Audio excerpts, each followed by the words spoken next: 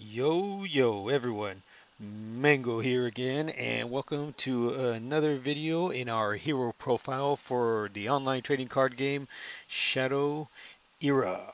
So today we're going to be playing with Baduruu. He's a hunter, shadow hunter, and his special ability allows him to pull a weapon from your hand at no cost for 4 shadow energy. So let's see how we do here against a priest. So let's go ahead and give him a yo-yo. Good luck, have fun, and we'll drop a smiley face on him too, because we're just the nicest damn people you're ever gonna meet. And I'm gonna get rid of this. I don't have a feeling I'm gonna need that. So remember, in this game, at the start of each of your turns, you have the option to sacrifice a card from your hand and use that as a mana to play cards. So this isn't Hearthstone or other games out there. I think a couple other as well make it so that every time at the start of each of your turns you gain one additional mana source. That just doesn't happen here. So if you want to play a card, you're going to have to sacrifice cards to be able to get up to the cost and summon whatever you're looking to do, either the ally or the ability. So you notice here at the start of each of your turns, you gain 1 shadow energy. So right now I'm at 2. The only time you don't gain shadow energy is if you go first. On your first turn, you don't gain. If you go first on your first turn, you don't gain shadow energy. That's kind of the way they try to balance everything out. Balance out the first turn advantage in the game. So you see my opponent right now is on 3 shadow energy, and he just summoned an ability, so which tells me he's going to be a real heavy control type of priest, I'm guessing. So let's see what happens though. I have oh, did not want to see that. So what that attachment actually will keep that ally from being able to attack, which really sucks because that ally actually has an ability that deals damage to me over to at the end of each of my turns.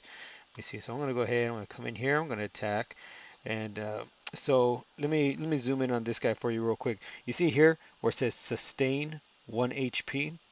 So for anybody who's ever played Magic, just think of sustain as your upkeep cost. So that ally, in order to remain in play, you must pay 1 health. So now that he can't attack, he's just going to be sitting there every turn, hitting me for 1 damage, which really stinks because it turns him into a damage over time spell on myself. So let's see. This guy has an interesting deck. I'm not sure what to expect from him, but I'm gonna go ahead and get rid of one of these because I don't have enough draw to really get into them right now. And so I'm gonna pull. Let's see. So you see, I have 4 shadow energy. Target weapon in your hand is summoned at no cost. Let's go ahead and pull this guy out, and it gains 1 base attack. And so let's go ahead and attack into this guy so you can see how this weapon works. So when I enter into combat with this ally, I will deal 1 damage automatically just because entering into damage, and then I get to deal my 3 damage. And let me see, I'll come here and attack him. And so this ally is actually set ablaze. Whenever you enter into combat with an ally, it will be set ablaze, which means at the start of your opponent's next turn, this guy would actually take 1 damage if I would have left it alive. But I don't want to. I want it dead because this card he's able to remove attachments at will, and so he could remove this attachment and then play it on another one of my allies. So I can't let him keep something like that in play because he could just keep doing that and recycling my allies back to my deck. No, Tidal Wave, one of the nastiest cards in the game. 5 cost and all allies are killed. It just doesn't matter. Let me see. So what's he gonna do here? So he has a shadow ability. Jericho, I showed in one of my other videos, I played with Jericho, but I didn't actually get to use his ability at all. Um, hmm. I will skip here. Let's go ahead and come in and do some more damage to the hero. And we'll end our turn, and then hopefully I'll get to show you this next turn, how that works out. So this item here, for 2 durability, you get to bring back an ally from the grave, and then it dies. Oh, okay. So he's going to break it for me. Okay, so the way this works out is, see, for 2 durability, you get to activate to bring one of those guys back from the grave. It has to be an undead ally with cost 3 or less. So what I'm going to do for right now, I'm going to skip this. I'm going to activate it, and you see now it only has 2 durability, so that means this item will actually be destroyed. And so I'm going to go ahead, do that, pull this guy back in. You see, so now that this item has actually been sent to the grave, I, it's the ability where the ally dies afterwards will not take effect. So let me just run you through it real quick again. So target undead return to play and readied, and then it is killed at the end of the turn. Okay, so your ally is supposed to die, but if that's not in play, then it won't trigger. So just keep that in mind. Let's see. So I'm gonna go here, and I think I'll go ahead and end my turn there. Yes, and so you see my opponent's ally has 1 health, but it's on blaze, so it takes 1 damage and dies. So it's the same thing with being ablaze or being poisoned. At the start of each of your turns, your allies will take 1 damage. Unless it has some kind of armor. There are allies where all damage to them is reduced by 1 or by 2. In that case, the blaze or the poison damage is meaningless to them. It wouldn't do anything. Okay, so he has a little. He happened to pull out a weapon there that stinks for me. Mm, I don't want to get rid of any of these cards, so I'm not going to. I also can't play any of them. Alright, so I'm going to buff up this guy to 3 attack. So for 0 cost, you get to give him +2 attack until the end of my turn. But it also damages me for 1 damage to be able to do so. Alright, and so I'm going to come in with my bow here now. Okay, get him down to 7. So in the next turn, I'll have 4 shadow energy, and I will be able to pull this weapon into play.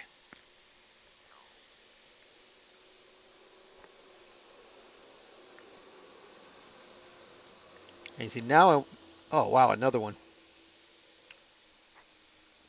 Okay, so yeah, he just happened to have another Visca, and that's not good. I don't want to see that right now. Okay, and so Visca does have haste, so it's able to come in and, geez. I'm gonna have to sacrifice one of these. I don't want to, but I kind of have to because I wanna be able to play this guy on my next turn. And I have to keep this because I'm worried about him having an armor that's called the King's Pride and not being able to destroy it. See if he has item destruction for my weapon. Priests have one of the best item destructions in the game called Focused Prayer. For 3 costs, you can blow up anything you want. Item or weapon or an armor or even a support ability. Okay, it looks like he doesn't have it. So that's good for me. But now he's going to destroy his own attachment to get some health back.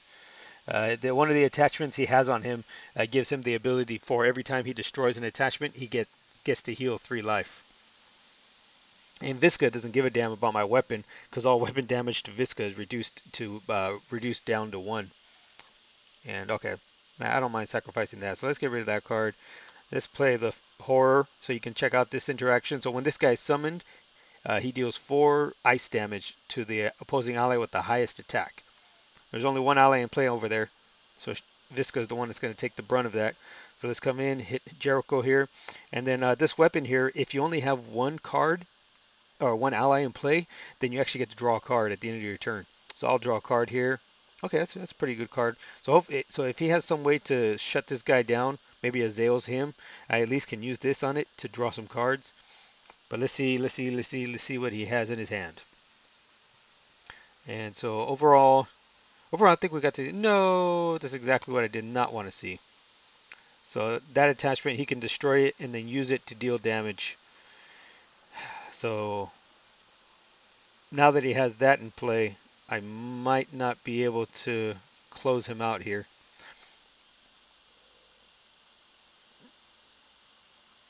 Okay, so I have Death Collector. All right, let's play this guy out. And I really want to hit into him, but I got to get this off the board. I got to get rid of this ally. And I'm not gonna kill off the Death Collector. I'm gonna leave him there for now to draw a card, and hopefully I can pump him up next turn and kill off my opponent.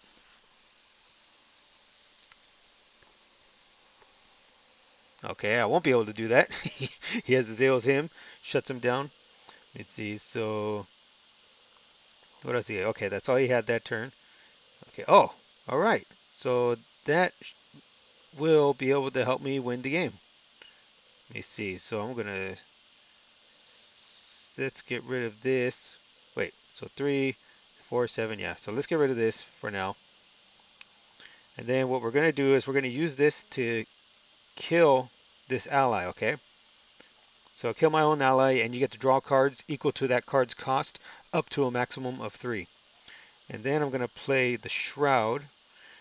I'm gonna bring back the Death Collector, and I sacrificed up to 7 so that I could have 2 resources left to activate his ability, which he targets a card in a graveyard, exiles it, so removes it from the game, and then gains +1/+1. And so now I come into the hero here, deal 4 damage, and I have remaining damage with my weapon. So I'm going to say, good game, my friend, and come in to the face with the bow. Hey, I got lucky there, pulled it out. Happened to draw exactly the card I needed to close out the game. If I didn't draw into the shroud, I'm not really sure what could have happened because you don't know what he had in his hand, how he might have turned the game. So sometimes you just get lucky. And so this deck is a deck that was that I got from a player called Ford FFF, but he said it was A1 Hitachi's idea that he used to play this. So regardless, I just want to make sure people out there that were designing the concepts get the recognition when I can. All right, so let's go through it real quick. So you got to see this guy in action. He's a 2-cost ally. For 0 cost, he gets +2 attack until the end of your turn, and you also take 1 damage. And then remember, at the end of each of your turns, you also take 1 damage. So this guy will effectively be dealing 2 damage to you per turn. But having a 3-attack ally on your turn 2 is really strong in this game. There's not anything else that can reach that potential. This guy coming out, 3 cost. When you summon him, you get to deal 1 damage to any target on your opponent's side. So if you have this guy in play going first, turn 2, this guy going on turn 3, that's 4 damage in total. So you can likely kill any ally that your opponent has played on his turn 2, and it gives you really foothold in taking control of the game. Death Collector, as you just saw, that ability to uh, gain +1/+1, and then be readied with the shroud to deal the damage right away. Really invaluable, and sometimes, like I said, it can be a sneaky finisher for the games, as it just was for me right there. See, and also be aware he has lightning attack. So, and there are allies in the game that take reduced damage from lightning or 0 damage from lightning. And there is an artifact in the game for mages called Ring of Voltsar, I think, or Ring of some crap, I don't know. But it reduces all electrical damage by 1. So if you have this guy in play and you see that your opponent play that ring, just remember all damage from him is going to be reduced by 1. Then we have Cryptspawn Tormentor, another 3-cost card. Most of the cards you see here are 3 cost or less. And so this is another Undead Tribe ally. So these last 2 cards I spoke of, and then this one are Undead Tribe. And when this ally is killed by ability damage, then it is sent back to your hand. Okay. So if you have 2 undead allies in your grave and your opponent is a mage and they use a fireball on this, it'll get sent back to your hand. Okay. If Zaladar zaps it and it dies, it goes back to your hand. Banebow, Boris, any kind of damage that's not another ally beating its face in and sending it to the graveyard. Okay. Anything that kills it other than combat damage, it goes back to your hand. As long as you have 2 undead allies in the grave. Let me see. And Forgotten Horror. So if we got 4 of these guys in here, he's a great control card. Really awesome. You got to see me play it in the last game. And so when he's summoned, you see you deal the 4 ice damage to the ally with the highest attack, and you freeze them for 1 turn. An ally that's frozen can't attack, can't defend, so it can't retaliate against attacks, and it can't activate any abilities. Okay, but any passive abilities that it has would still remain in effect. So if it had an ability that granted damage reduction, like Keon has that ability that reduces damage to all allies by 1. So even if he's frozen, that ability is still in effect. And let me see. And so Sacrificial Lamb again. I think you probably see this in every Shadow deck I run. It's just it's an original card from one of the first sets or from the first set, and it's just an invaluable tool. And so for 2 costs, you get to kill one of your own allies and draw cards equal to its cost, up to a maximum of 3. And this, again, if you've seen other hunter videos, every hunter, you're going to have 4 of these in your deck. You have to have 4 of these in your deck. Maybe there's a few exceptions out there, but for the most part, I can't imagine you not having 4. You reduce an opposing ally by 2 health, and then you draw cards when you kill them. So it's a control tool and a draw tool at the same time. Let's see, and Leyline Nexus, we have this in here for item control, mostly for the big stuff that would be scary, either strong weapons or strong armors like the King's Pride. You got to see me use this guy. You got to see me use it twice, I think. Once to bring back an ally, and then another time to bring back an ally and finish off my opponent. So just remember, it has a 2 durability cost. This item has 3 durability. So all the items in this game, well, majority of them have durability value. I mean, every time they're used in combat or activated, that will drop. So this has 3 durability, and you activate the ability for 2 durability, and you've already seen what it does. I won't go into it too much, but just remember that if you can, what you would want to do is have a weapon out and then summon Necromancer Shroud, and then what you would do is with your hero attack into an opposing ally or attack into the opposing hero if they have a weapon. So this way they can retaliate against you and knock 1 durability off of this shroud. This way, when you activate its ability, the shroud will be destroyed, but the ally will come in still. And just remember that the ally will not die if Necromancer Shroud is not in play. Okay, so some new players I see make the mistake. They leave the extra durability on the Shroud, and then the ally dies when they could have removed it somehow just by attacking into an ally or a hero. So Soul Seeker, this is probably the only hunter deck I ever play where I only have 1 of these, and most other hunters decks I play are going to have 2 or 3. And just because this is in here for some heal, and I mean, you could put 2 if you want. It's not going to be a bad idea. I just follow what Ford put together here, and he focused more on the other weapons. Grundler's Double, you got to see this. So this card actually can deal damage through stealth. So if an opposing ally or hero is stealth, you can still hit them. Stealth usually does not allow you to take combat damage from being attacked. So great weapon to break stealth. Also, you saw the if you have only 1 ally in play, then you draw a card at the end of your turn. And then it has a high durability value here of 5. You're not going to find many. I think there's only 1 other weapon in the game with a durability value of 5. And then this guy, you got to see, this is another great control tool because it deals 1 damage when you enter into combat with the ally. And then if you brought it in with your ability, it's going to deal 3 attack damage instead of 2. And then at the start of your opponent's next turn, that ally will take another damage because it's set ablaze. And so that's 5 total damage that you deal to 1 ally. And so you see, we got 8 weapons in this deck because I mean this hero's a weapon hero. All right, if you don't have weapons, what the hell? You're not going to do very well. Usually, weapon heroes will have somewhere between 7 to 8 weapons in their deck. Okay, and so that's Baduruu. It's actually a very simple deck, pretty straightforward. Gameplay focuses on the undead allies. You can always remove this guy and put in 4 Harbinger of the Lost if you wanted to make more undead allies, and then maybe you can change this out for another. I mean, this is like the one card where you can really tech in and out whatever you want, depending on maybe what you're running into in gameplay. Okay, so until then, let me see, just make sure I got everything. Yeah, this deck was actually pretty simple to walk through here. But yeah, again, thanks for watching, guys. Do all that YouTube stuff, the like, share, subscribe. Go ahead and comment for me. Let me know what I did wrong, what I could have done better. Yeah, I know there's always stuff I could do better, but I'm always up for it. And again, me and Dub Dub are just posting stuff on here. We're trying to get some exposure for the game. We're big fans of this game. We've been a part of it for a while, or at least I have. I think he's pretty new actually, only a couple years in. But hell, we just want to put more videos out there, man.